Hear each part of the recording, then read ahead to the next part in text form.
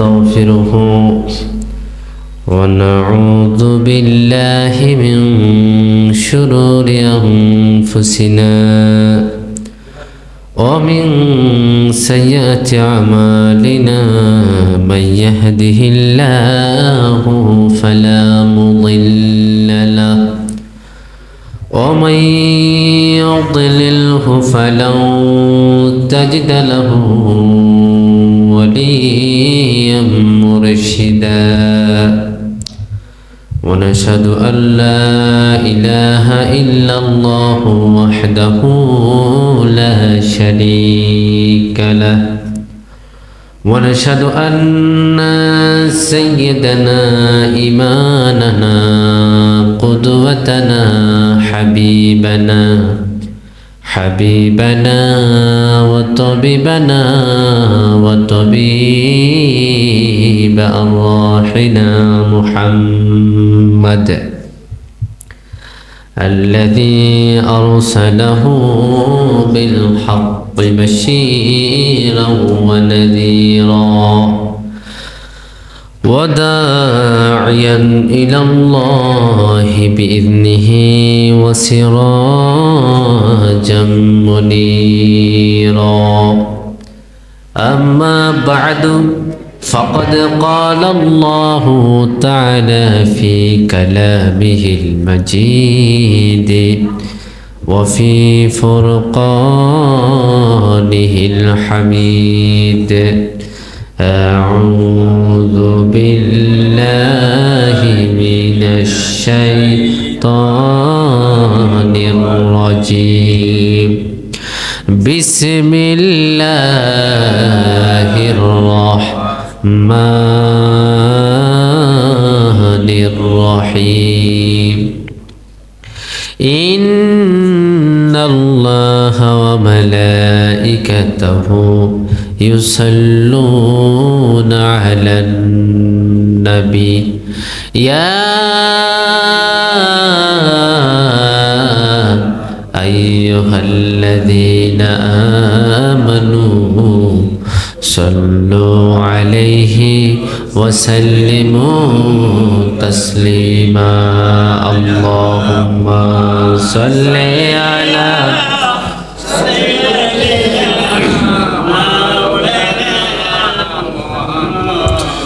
وعلى آل سيدنا مولانا محمد محبت اللهم صل على سيدنا وعلى آل سيدنا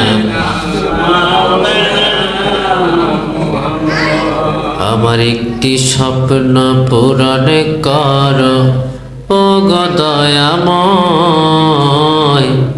তোমার পথে চলতে গিয়ে মরণ যেন হয় আমার তোমারই গান গাইতে গিয়ে মরণ যেন হয় আমার একটি স্বপ্ন পূরণ কর ও দয়াময় তোমারই গান গাইতে গিয়ে মরণ যেন হয় আমার তোমারই গান গাইতে গিয়ে মরণ যেন হয় সবাই বলে আল্লাহু আকবার কাবীরা ওয়ালহামদুলিল্লাহি كثيرا وسبحان الله بكرة وعصيلا সবাই আবার পড়ুন রব্বানা লাকাল হামদ হামদান কাসীরান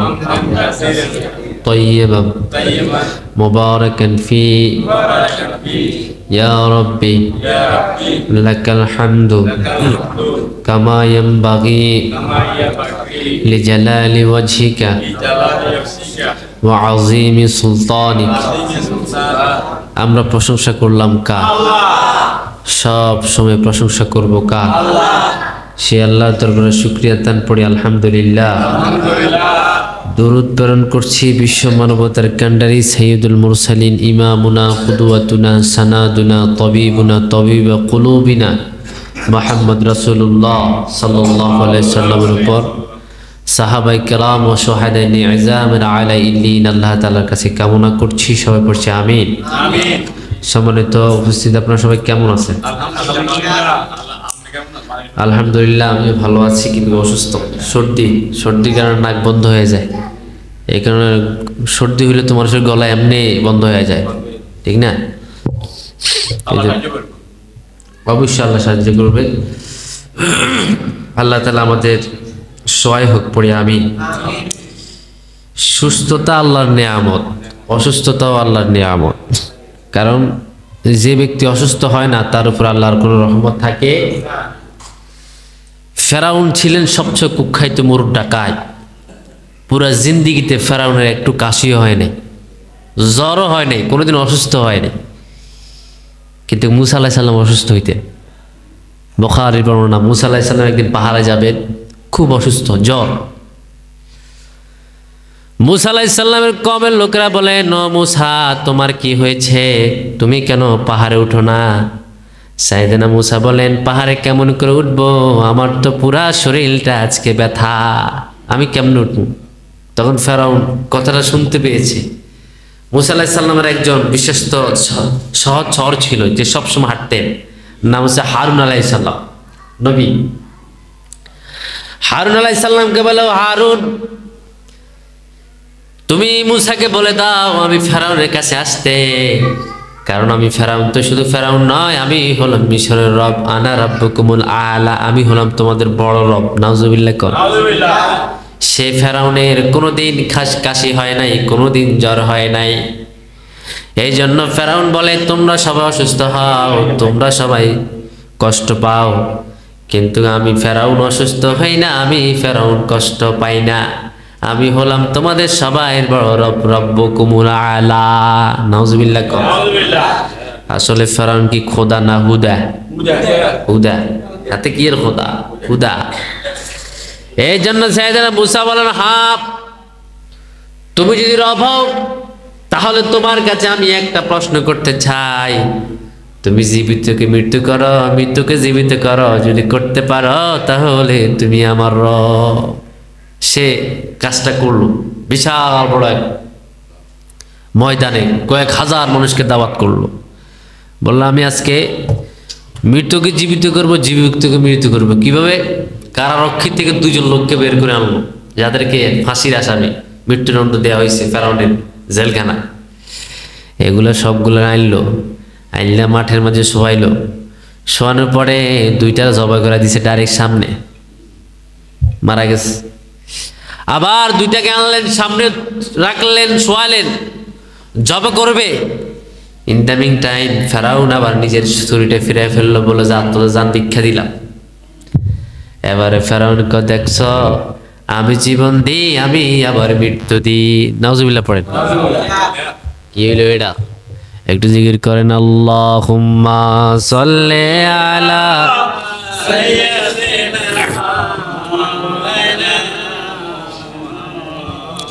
ওয়ালা আলি সাইয়্যিদিনা রাসূলুল্লাহর উম্মত, আমি এক আল্লাহর বান্দা, তাগুদের উচ্ছেদে আমার হয়েছে ফায়দা। আশরাফুল মাখলুকাত, আমি খলিফায়ে আল্লাহর, তাগুদের উচ্ছেদে আমার হয়েছে ফায়দা। আল্লাহুম্মা সাল্লি আলা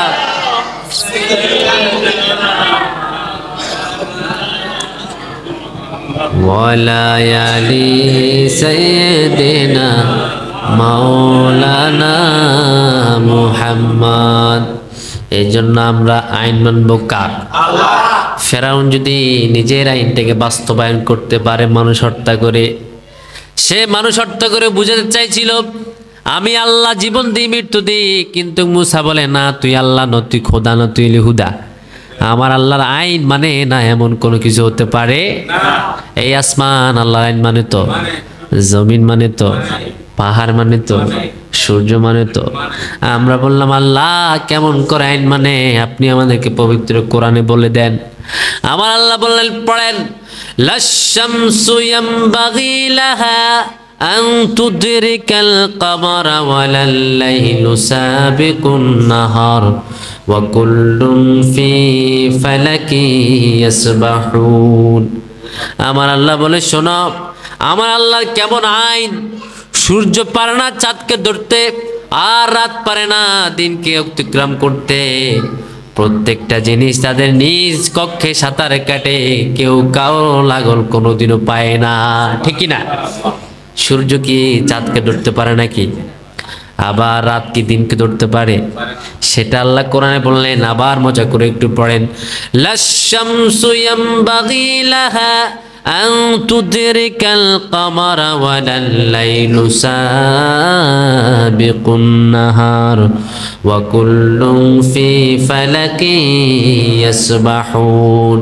ও আমার গোলামেরা, তোমরা আমার আইন মানো না, কিন্তু সূর্য আমার আইন মানে, চন্দ্র আমার আইন মানে, তামাম জাহানে যতগুলো মাখলুক আমি সৃষ্টি করি সব আইন মানে কার?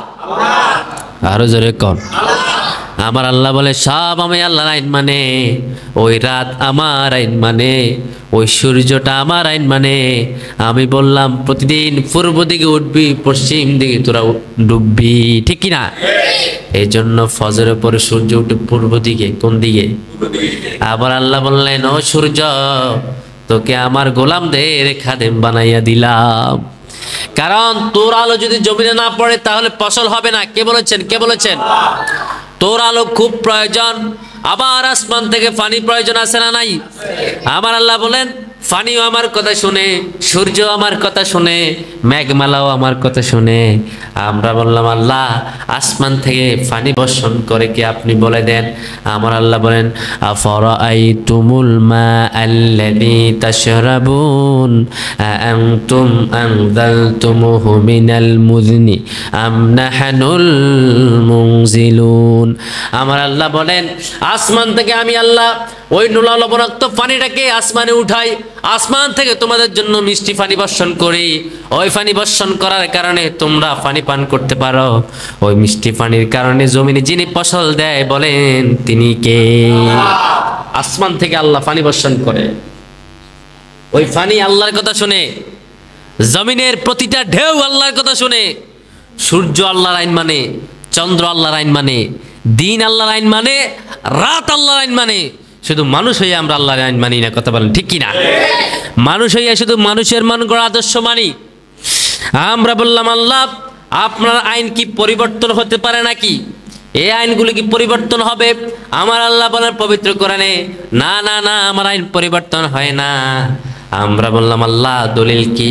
আমার আল্লাহ বলেন পড়েন, সুন্নাতুল্লাহি ফিল্লাযীনা খালাউ মিন ক্বাবলু ওয়া লান তাজিদা লিসুন্নাতিল্লাহি তাবদীলা। আমার আল্লাহ বলে শোনো, যারা পূর্বে অতীত হয়ে গিয়েছে তাদের ব্যাপারে এটাই ছিল, আল্লাহর রীতি কখনো পরিবর্তন হয় না, ঠিক না? আমার নবীর জামানায় চুরি করলে হাত কেটে দেওয়া হতো, এখনো সে আইন কোরআনে আছে না নাই? আমার নবীর জামানায় মদ খেলে 100 বেত দেওয়া হতো, এখনো সে আইন কোরআনে আছে না নাই?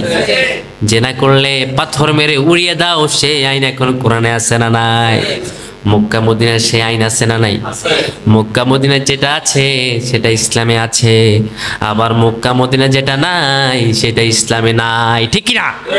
এই জন্য মক্কা মদিনায় কোরআন ছাড়া কোনো কিছুই মানে না, ঠিক কিনা? মক্কা মদিনার বাহিরে ইসলাম নাও থাকতে পারে, কারণ বিশ্বনবীর শহর মদিনা, আমার নবীর জন্মস্থান মক্কা, এই দুইটা হলো পবিত্র স্থান। আল্লাহ বললেন এই দুইটা স্থানকে আমি এত পবিত্র করলাম, ওই দুইটা স্থানে যে যায় তার জীবনের সব গুনাহ আমি আল্লাহ ক্ষমা করে দিই। সুবহানাল্লাহ। এই জন্য মক্কায় গেলে একটা কালো পাথর আছে, হজরে আসওয়াদ, আছে না নাই? ওইখানে চুমা খাইলে জীবনে গুনাহ মাফ। কে বলেছেন? কে বলেছেন? ওই পাথরটায় চুমা খেলে জীবনে গুনাহ মাফ। আবার মদিনা শরীফ যে ব্যক্তি তোয়াফ করে, বিশ্বনবী সাল্লাল্লাহু আলাইহি সাল্লামের রওজা মোবারকে গিয়ে সালাম দেয়, ওই সালাম যদি আল্লাহর নবী গ্রহণ করে তার জীবনের সব গুনাহ যিনি মাফ করে দেয় তিনি কে? আহারে, ওই মক্কার নাম ছিল ইয়াসরিফ। কি ছিল? ইয়াসরিফ। বিশ্বনবী সাল্লাল্লাহু আলাইহি সাল্লামের পা পড়ার সঙ্গে সঙ্গে মক্কাকে বানাই দিলেন, মদিনাকে বানাই দিলেন সোনার মদিনা। ওই মদিনার নাম ছিল ইয়াসরিফ। বিশ্বনবী পা রাখার সঙ্গে সঙ্গে মদিনাকে বানিয়ে দিলেন ইয়াসরিফ, সোনার মদিনা। এই জন্য আল্লাহর হাবিবের পা যেখানে পড়ে ওটাকে সোনা যিনি পলিয়ে দেয় তিনি কে? নাম ছিল মদিনা, ইয়াসরিফ মদিনার অপর নাম। ওইখানে আল্লাহ নবী পা দেওয়ার সঙ্গে সঙ্গে হয়ে গেল সোনার মদিনা। সুবহানাল্লাহ। এই জন্য কবিরা বললেন, ইয়াসরিফ নামে ছিলা তুমি অলক্ষণা বেশ, বড়ি পাতার টক দিল তোমার পরিবেশ। তুমি যখন ইয়াসরিফ ছিলা, ও মদিনা, তুমি ছিল অলক্ষণা বেশ, তোমার ভিতরে কোনো রহমত ছিল না, বরকত ছিল না। যখন আমার নবী সাল্লাল্লাহু আলাইহি সাল্লাম মদিনাতে পাড়া দিলেন তখন আর সেই ইয়াসরিফ ছিলেন না, এটা হলেন সোনার মদিনা, এটা হলেন নূরে মদিনা। সুবহানাল্লাহ পড়েন। সোনার মদিনা, নূরে মদিনা। ওই নবী সাল্লাল্লাহু আলাইহি সাল্লাম মক্কা মদিনাতে আইন প্রচলন করলেন। ওই আইনটা হলো, শোনো, আল্লাহ একখানা কোরআন দিয়েছে, ওই কোরআনের আইন কোনোদিনও পরিবর্তন হয় না। কে বলেছেন? কে বলেছেন? এখন আমাদের দেশে সে কোরআন আইন আছে না নাই? কেমনে আছে? কোরআন আইন কই? মানুষ মেরে ফেললে মানুষকে তো আর মারে না, সুদ খেলে তো বিচার করে না, ঘুষ খেলে তো বিচার করে না, হত্যা করলে তো বিচার করে না। আমাদের সাথে দেশে শুধু আছে ঘুষ খাও, সুদ খাও, আর মানুষদেরকে ধরে জবাই করো। ঠিক কি না? মানুষ মারো, মানুষ মারতে পারলে সে বড় আল্লাহর ওলি, মানুষকে হত্যা করতে পারলে সে কি? বড় আল্লাহর ওলি। একটি জিকির করুন, লা ইলাহা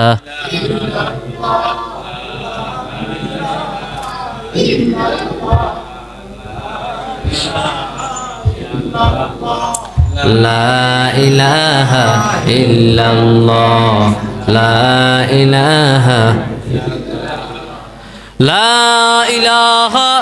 ইল্লাল্লাহু মুহাম্মাদুর রাসূলুল্লাহ সাল্লাল্লাহু। এই জন্য আমার আল্লাহ বললেন, আমার নবীর আইনগুলো মানবা। আমার নবীর প্রথম আইনের মাঝে হলো আলা লাহুল খালকু ওয়াল আমর, এই সৃষ্টি যার, আইন চলবে তার। ওই আইন যদি তোমরা মানো তাহলে তোমার জীবনটাকে উজালা যিনি করে দিবেন তিনি কে? আল্লাহ। আল্লাহ কোরআনে বললেন, আমার কোরআন আইন কেউ কোনোদিন পরিবর্তন করতে পারবে না। আমাদের দেশে আইন বানায়, মদের লাইসেন্স দেওয়া হয়, দুদক নামের একটা অফিস আছে, কেউ অন্যায় করলে তাকে ধরে। ধরে কাকে? যে ব্যক্তি গরিব, যার কোনো ক্ষমতা নাই তারে। আর যার টাকা আছে, পয়সা আছে, তারা দুদকে কিচ্ছু করে না, দুদকে তাকে ছেড়ে দেয়। এজন্য আইন হলো গরিবের জন্য, বড় লোকের জন্য না। বড় লোকের টাকা আছে, ছুটে যায়, আর আইনে গরিবের তো টাকা নাই, হে ছুটবো কেমনে? এই জন্য দেশের আইন শুধু গরিবের উপরে প্রয়োগ করে। আমার আল্লাহ বলেন, কোন ইসলামী রাষ্ট্র যদি কায়েম করা হয় তাহলে গরিবের উপরে আইন থাকবে না, আইন সবার জন্য সমান হয়ে যাবে। ঠিক না? সাইয়েদনা উমরের ছেলে নাম হলো আবু শাহামা। কি নাম? আবু শাহামা মদ খেয়েছে, নাবিজ খেয়েছিল। নাবিজটা হলো এমন যে রাতের বেলা খুরমা খেজুরের সাথে দুধ যদি ভিজিয়ে রাখে, এটার নিয়ম হলো আপনি রাতে ভিজিয়েছেন, সকালে খেয়ে ফেলতে হবে। ৩-৪ দিন পরে যদি খান তাহলে এটা মদ হয়ে যাবে, খামরুন, মদ। আবু শাহামা একটু চালাকি করলেন, দুধের মাঝে খুরমা খেজুর ভিজিয়ে রাখলেন। একদিন আর 2 দিন নয়, 1 সপ্তাহ ভিজিয়ে রাখছেন। 1 সপ্তাহ পরে মদ বানায় আবু শাহামা মদ খেলেন। মদ খায়া মাতলামি শুরু করলেন, রাস্তা দিয়ে হাঁটে, মানুষদেরকে গালিগালাজ করে। রাস্তা দিয়ে হাঁটে, ইট পাক্কেল মারে, মানুষকে বলে আমরা সিরাজ, আমি হলাম এলাকার নেতা। আছে না নাই? যেগুলা গাঁজা খায় এগুলা কয় সূর্যিকে তোর, সাদিকা আমার। গাঁজা খায়, এরপরে কয় তোর ইন্ডিয়া, আমার বাংলাদেশ। তুই ইন্ডিয়ার প্রধানমন্ত্রী, আমি বাংলাদেশের প্রধানমন্ত্রী। আমাদের গ্রামে আছে 2 জন গাঁজাখোর। এগুলা যখন গাঁজা খায় তখন কয় ফান করা আমার, পুরোটা আমার, বেচালাম। আমার কাছে আইসে একজন বেচবার লাগে, বাইক কিনবেন নি? কি? পুরো ফান করা বেচুন। আমি কি খাইছস? কিছু খাই ন, চাইতে গালে থেকে গন্ধ। এরকম আর কি, যারা গাঁজাখোর এদের এটাই হয়, দুনিয়া খাইয়ালাম, দুনিয়া বেচালাম। আবু শাহামা ঠিক সেম হলো, মদ খাওয়ার পরে পাগল হয়ে গেলেন। মানুষের খাইয়ালামু মাইরালামু।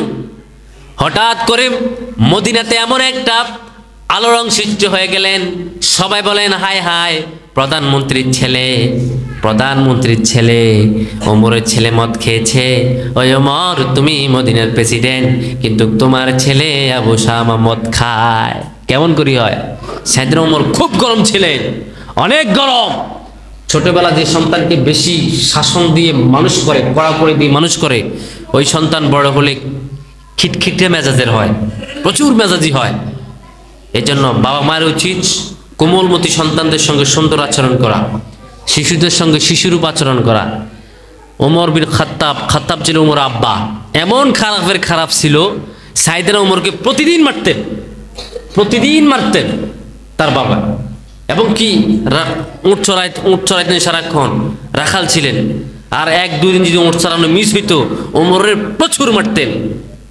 সাইয়েদনা ওমর কেঁদে কেঁদে বলে, আমার বাবা খাত্তাব আমার প্রতি এত অত্যাচার করেছে যা মুখে প্রকাশ করার মতো নয়। সাইয়েদনা ওমর বলে, কিরে কি কয়? দেখতেছে ছেলে আসতেছে, ছেলের ধরলেন, ও ছেলে তুমি কি করেছ? বলে, বাবা আমি কিছু করি নাই। কিরে কি খাইছস, কথা বল। বলে, আমি কিচ্ছু খাই নাই। সাইয়েদনা ওমর বলেন, না মিথ্যা কথা বলিস না, আমি দেখতেছি তোর গাল থেকে মদের গন্ধ বাইর হয়, তুই মদ কেন খেয়েছিস আমাকে বল। বলে, বাবা আমি মদ খাই নাই, আমি নাবিজ খেয়েছি। সাইয়েদনা ওমর চাইলে তার ছেলেকে ছেড়ে দিতে পারতো, কারণ দেশের প্রেসিডেন্ট, একজন সরকারের ছেলে, এটা ধামাচাপা দিতে পারতো। কিন্তু না, সাইয়েদনা ওমর ছেলের কলার চাবি ধরে হেসকেতে টানতে মসজিদে নববীর সঙ্গে নিয়ে বেঁধেছেন। মসজিদে নববীর সঙ্গে বেঁধে আসরের সালাতের সময় হয়ে গিয়েছে।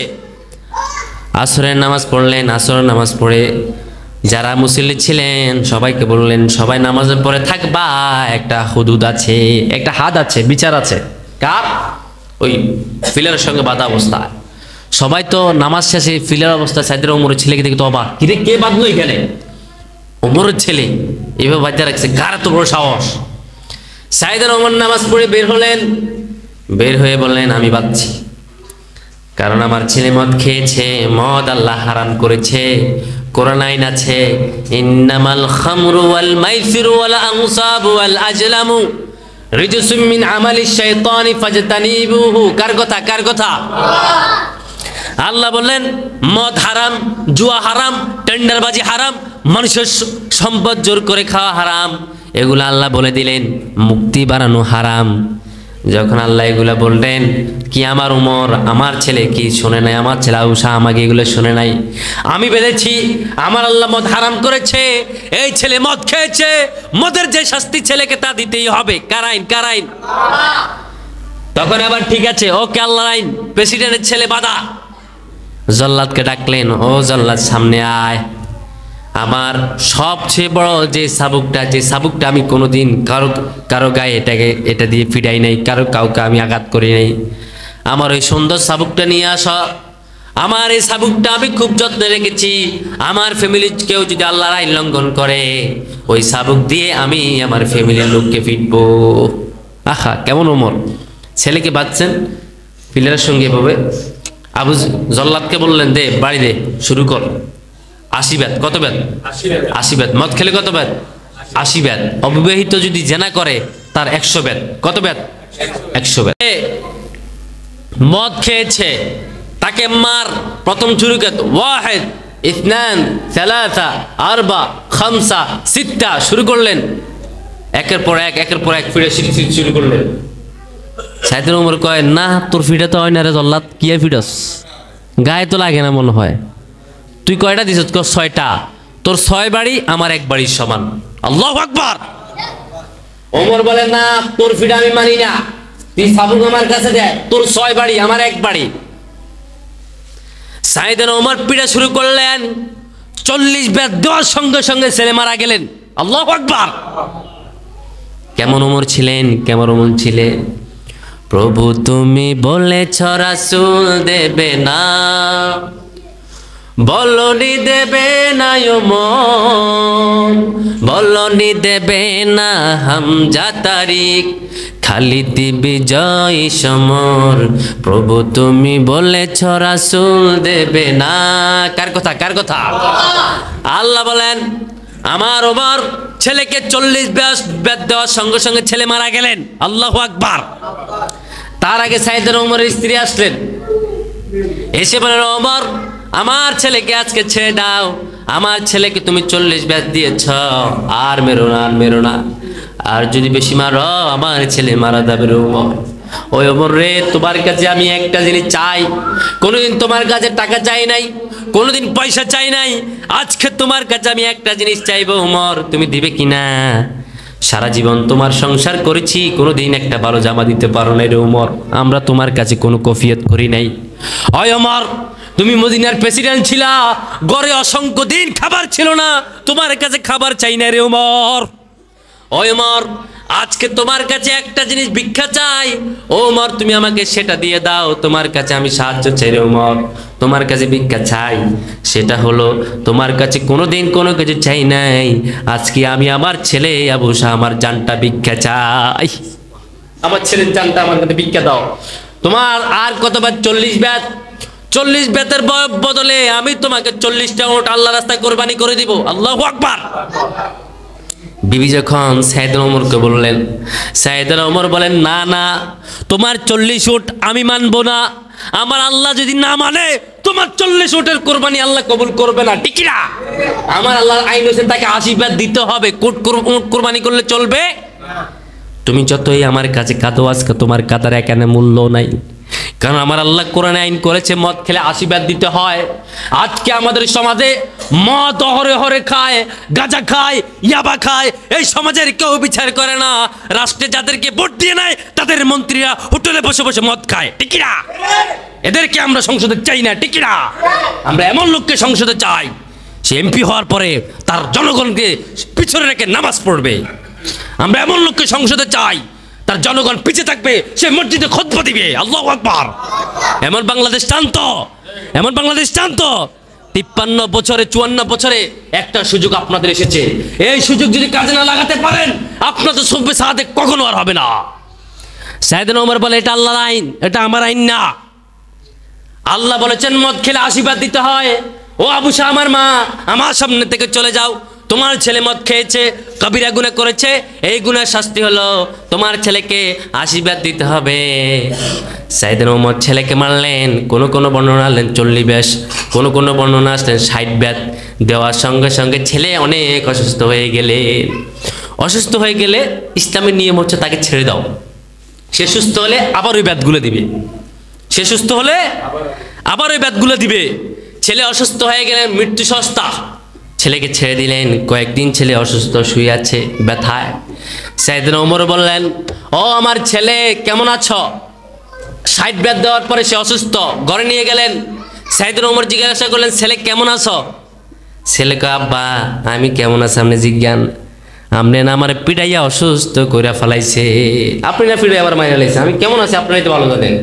সাইয়েদনা ওমর চোখের পানি ছেড়ে দিয়ে কপালে চুমু খেয়ে বললেন, আমার কলিজার টুকরা, তোমাকে যদি আমি ছেড়ে দিতাম, মদিনাতে অসংখ্য লোক মদ খেত প্রকাশ্য, তারা বলতো প্রেসিডেন্টের ছেলে মদ খেয়েছে, বিচার করা হয় নাই, আমরা মদ খেলে কিসের বিচার, আমি আল্লাহর আইন লঙ্ঘন করি নাই, তাই তোমাকে মেরেছি রে পুত্র, সবাই সামনে মেরেছি। তুমি যদি মারা যাও আল্লাহর কাছে গিয়ে বলবা আমার বাবা ওমর তোমার আইনের কারণে আমাকেও ছাড়ে নাই, আমাকেও ছাড়ে নাই আমার বাবা। ছেলে মারা গেলেন 3-4 দিন পরে, আর বেত বাকি আছে 80টা হতে 60টা দিলে আর কয়টা বাদ থাকে? 20টা। বুখারীর বর্ণনা। ছেলেকে দাফন করলেন, দাফন করার পরে সাইয়েদনা ওমরের চেহারা লাল হয়ে গেলেন, বলে চাবুক নিয়ে আয়। চাবুক আনার পরে কবরের উপরে আরো 20 বেত দিলেন। আল্লাহু আকবার। ছেলে মরার পরে কবরের উপরে আরো 20 বেত দিলেন। সাইয়েদনা ওমর বলেন, আল্লাহ আমি আমার ছেলের উপরে পরিপূর্ণ বিচার করেছি, আমার ছেলেকে জান্নাত দিয়ে দাও। সুবহানাল্লাহ। আমার ছেলেকে জান্নাত দিয়ে দাও। এটা হলো ওমর, এটা হলো আল্লাহর আইন, এটা হলো ওমর, এটা হলো আল্লাহর আইন। বিশ্বনবী সাল্লাল্লাহু আলাইহি সাল্লাম সহিহ মুসলিমের বর্ণনা তিনি বললেন, লা নাবিয়্যা বা'দি ওয়ালা রাসূলা, আমার পরে কোনো নবী নাই, আমার পরে কোনো রাসূল নাই, তবে লাউ কানা বা'দি নাবিয়্যুন লাকানা ওমর, আমার পরে যদি কেউ নবী হতো তাহলে ওমর নবী হয়ে যেত। আমার পরে যদি কেউ নবী হতো আমার ওমর নবী হয়ে যেত। আজকে সেই ওমর কোথায়? সে আলী উসমান কোথায়? সে হামজা তারিক কোথায়? আমরা আবার সেই উমরকে এই জমিনে দেখতে চাই কি চাই না? আমরা চাই ওমরের মতন শাসন করা হোক। ওমর ছিলেন মদিনার প্রেসিডেন্ট, ঘরে ভাত নাই। বিশ্বনবী মদিনার সরকার সারাদিন দেশের কাজকর্ম করেছেন। শাম থেকে, ইয়ামান থেকে, ইয়াসরিব থেকে, মিশর থেকে লক্ষ লক্ষ মানুষ বিশ্বনবী সাল্লাল্লাহু আলাইহি সাল্লামের কাছে আসেন। কেউ এটা নিয়ে আসেন, কেউ ওটা নিয়ে আসেন। সাইয়েদনা ওমর বিশ্বনবী সবাইকে বিদায় করে দিয়ে সন্ধ্যাবেলা ঘরে আসলেন। ঘরে এসে ফাতেমাকে বললেন, ও ফাতেমা, তোমার ঘরে কোনো খানা আছে কিনা? ফাতেমা বলে, বাবা, আমার ঘরে কোনো খানা নাই। তোমার জামাই আলী তোমার সঙ্গে জিহাদের ময়দানে চলে গিয়েছেন, জিহাদ করে ঘরে ফিরে আসবেন, আমি তাকে কি খাবার দিব? আমার ঘরে তো খানাই নাই। চলে গেলেন খাদিজার ঘরে, চলে গেলেন আয়েশার ঘরে। সাইয়েদনা আয়েশা রাদিয়াল্লাহু তাআলা আনহা বলেন, ও আমার স্বামী প্রিয়তম, আপনি আমার ঘরে এসেছেন, ক্ষুধা লেগেছে বুঝি? আমার ঘরে বিশ্বাস করেন শুধু পানি ছাড়া আর কোনো কিছু খাওয়ার মতো নাই। প্রেসিডেন্ট সরকার, আর আমাদের দেশে যে সরকার হয় সে আমেরিকা বেগম পাড়া গিয়ে বাড়িঘর বানায়, ঠিক না? আমার দেশে যে মন্ত্রী হয় 400 কোটি 500 কোটি চুরি করে আমেরিকা পাচার করে, লন্ডনে বাড়ি করে, দুবাইতে গাড়ি করে, তারা দেশের সম্পদ চুরি করে বিদেশে পাচার করে। এরা হয় সরকার। আর মদিনার সরকার ছিল কেমন? আল্লাহু আকবার। এদেশে আবার অনেকে বলে আমরা মদিনার সনদে দেশ চালাবো। মদিনার সনদ তো এটাই, যেটা বলতেছি এটাই তো মদিনার সনদ। এগুলো তো মদিনার সনদের কথা, মক্কা সনদের কথা নয়। আমি আপনাদেরকে মাদানী জীবনের কথা শোনাচ্ছি, মাক্কি জীবনের কথা শোনাচ্ছি না এখন। এটা মাদানী জীবন। তারা দেশের টাকা চুরি করে বিদেশ পাঠায়। আর আল্লাহ এবং রাসূল শিক্ষা দিয়েছেন, না, পেটে পাথর বাঁধতে হয় যদি সরকার হতে হয়, যদি মন্ত্রী হতে হয় পেটে পাথর বাঁধতে হয়, পাথর। এই জাতির ভাগ্য কেমন করে পরিবর্তন হবে? এই জাতি এমন এক লোক যারা চুরি করে, যারা বাটপার, যারা মদখোর, তাদেরকে ভোট দিয়ে সংসদে পাঠায়, ঠিক না? এই জাতির ভাগ্য কখনো পরিবর্তন হবে না। আমার কথা, আমরা নিষিদ্ধ কাজের জন্য আগ্রহ বেশি, আমাদের কিছু করার নেই।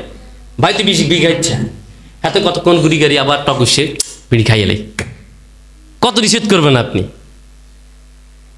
এই জন্য মদিনার সরকার যারা ছিলেন তাদেরকে অনুসরণ করতে বলছেন মুহাম্মদ সাল্লাল্লাহু। সাইয়েদনা আবু বকর সরকার ছিলেন, নামাজের আইন প্রচলন করলেন, যাকাতের আইন প্রচলন করলেন, নিজের করে কোনো খাবার নাই। বিশাল বড় ব্যবসা বাণিজ্য ছিলেন, বিশাল বড় ব্যবসার কাফেলা ছিলেন। ওই কাফেলাটাও মদিনাতে মানুষের কাছে বিলিয়ে দিলেন। যুদ্ধ করতে করতে নিজের ব্যবসা দ্বন্দ্ব সব হারায় ফেললেন। ওই সাহাবীদেরকে আমাদেরকে অনুসরণ করা দরকার আছে না নাই? সে যাবিকে আমরা অনুসরণ করব। আবার সাহাবীরা অবসর সময় পেলে জিকির করতেন একজনের, তিনি কে? লা ইলাহা ইল্লাল্লাহ, লা ইলাহা ইল্লাল্লাহু মুহাম্মাদুর রাসূলুল্লাহ সাল্লাল্লাহু। সবগুলো সাহাবী আইন মানতেন কার? রাসূল সাল্লাল্লাহু আলাইহি সাল্লাম আইন মানতেন কার? এই জন্য আল্লাহ বলে, শোনো, আমার আইনের কোনো পরিবর্তন হয় না। আমরা বললাম, আল্লাহ আপনার রীতিনীতির কোনো পরিবর্তন আছে নাকি? আমার আল্লাহ বলেন, না, সুন্নাতুল্লাহি ফিল্লাযীনা খালাউ মিন ক্বাবলু ওয়ালান তাজিদা লিসুন্নাতিল্লাহি তাবদীলা। আমার সুন্নতের কোনো পরিবর্তন হয় না, আমার সুন্নতের কোনো পরিবর্তন হয় না, আমার আইনের কোনো পরিবর্তন হয় না। সাহাবীরা যে আইন মেনেছে, সুহাদায়ে কেরামরা যে আইন মেনেছে, নবীরা যে আইন মেনেছে, ওই নবীর উম্মত তোমরাও সেই আইন মানতে হবে, ঠিক না? তোমাদেরকে সেই আইন মানতে হবে। এটা আল্লাহর আইন, এটা আমি মেহেদী হাসান আদাদির আইন না, এটা আপনার আইন না, এটা আল্লাহর আইন। আল্লাহর আইন মানলে শান্তি আছে না নাই? আছে না নাই? আল্লাহর আইনের মাঝে জিহাদ আছে না নাই? ও যুবক, তোমাদের রক্তের উপর ইসলাম, ইসলাম কোনো বৃদ্ধ রক্তের উপরে নয়। তোমরা ছিলে যুবক, বদরের যুদ্ধের ময়দানে বিশ্বনবী সাল্লাল্লাহু আলাইহি সাল্লামের নেতৃত্বে 313 জন সাহাবী গেলেন। ও 313 জন সাহাবী ছিলেন বর্ণনা আসছে তাদের বয়স 25, 26, 27, 30, 35 এই বয়স তাদের ছিল, এর বয়সে আর বয়স ছিল না তারা ছিল ইয়াং, 22-23 বছরের যুবক ছিলেন। জান্নাতে যারা প্রবেশ করবেন আবার আল্লাহ তাদেরকে যুবক করে প্রবেশ করাবেন, সুবহানাল্লাহ পড়েন। কোনো বৃদ্ধ জান্নাতে প্রবেশ করতে পারবে? কোনো বৃদ্ধ, কোনো কালো মানুষও জান্নাতে প্রবেশ করবে না। আমি মেহেদী হাসান আজাদী কালো, আমিও জান্নাতে দেখতে পারবো, এবার আমি জান্নাতে যাবো না? যদি আমল ভালো থাকলে ঢুকবো। সে ঢুকবো কিভাবে? আমাকে হায়াতে নাহার, একটা কূপ আছে, কূপের নাম হচ্ছে হায়াতুল নাহার, ওই কূপের মাঝে আমাকে একটা ডুব দেওয়া হবে। বুখারী বর্ণনা। বলবে আজাদী ওইখানে ডুব দাও। যদি কুফারে থাকে আমার মনে হয় না জান্নাতে ঢুকতে পারবো। যে অবস্থা দে ইমানে দে হালসাল, পারি কিনা সম্পূর্ণ আদায় করতে আল্লাহু আলাম। যে পর্যন্ত জানি ওই পর্যন্ত এলেম করতে ভালো জানি। মাঝে মাঝে তো অনেক কিছু ছুটে যায়, আমল করতে পারি না। আপনাদেরকে বলি মাঝে মাঝে আমি অনেক কিছু আমল করতে পারি না, কিন্তু এলেম আছে, আমল করতে পারি না। যেমন এলেম আছে মানুষকে খাওয়ানো, টাকা পয়সা দেখলে খাওয়ানো, মানুষের সাথে সদাচরণ করা, ব্যবহার করা। দেখা যায় মাঝে মাঝে আমার কথার কারণে মানুষের কষ্ট পায়, আছে না নাই? পকেটের টাকা আছে, খাওয়াইতেও পারি না, সময় নাই, এদিক ওদিক চলে যায়। পাড়া প্রতিবেশী অসুস্থ, টাকা দিতে যাবো, সময় নাই, টাকা অর্ডার দিতে পারি না, একটা গুনার বাগী হয়ে গেলাম। এই জন্য যদি জান্নাতে যায় তাহলে হায়াতুন নাহার, ওইখানে ডুব দেওয়ার সঙ্গে সঙ্গে সাদা মানুষ কালা মানুষ সাদা হয়ে যাবে, বৃদ্ধ মানুষ যুবক হয়ে যাবে। সুবহানাল্লাহ কর। আপনার বয়স কত? বয়স কত হইব? বয়স আপনার বয়স কত হবে? 90-র কাছাকাছি। 125 মানুষ আছে না নেই? আপনি যখন জান্নাতে ঢুকবেন আপনার বয়স হবে 16 বছর। কত বছর? 16 বছর। সুবহানাল্লাহ কর। এমিয়ার বয়স হবে 16 বছর, এমিয়ার বয়স হবে 16 বছর। আমরা এখানে যারা আছি সবার বয়স হয়ে যাবে 16 থেকে 18, 21, 22 এর ভিতরে আমাদের বয়স থাকবে। কে বলেছেন? কে বলেছেন? আমরা কেউ জান্নাতে বৃদ্ধ ঢুকবো না, কেউ দাঁড়ি এগুলো থাকবে না, এগুলো থাকবে দাঁড়ি থাকবে না, কোনো দাঁড়ি থাকবে না, ক্লিন শেভ, ক্লিন। চেহারার মাঝে থাকবে নূর, আর চুলগুলো থাকবে কোনো বর্ণনা আসছে বাব্বি থাকবে। যখন সাদা গোড়া দিবে আপনাকে, সাদা গোড়া, ওই জান্নাতের ভিতরে বিশাল বড় বড় গাছ থাকবে, গাছগুলো স্বর্ণের।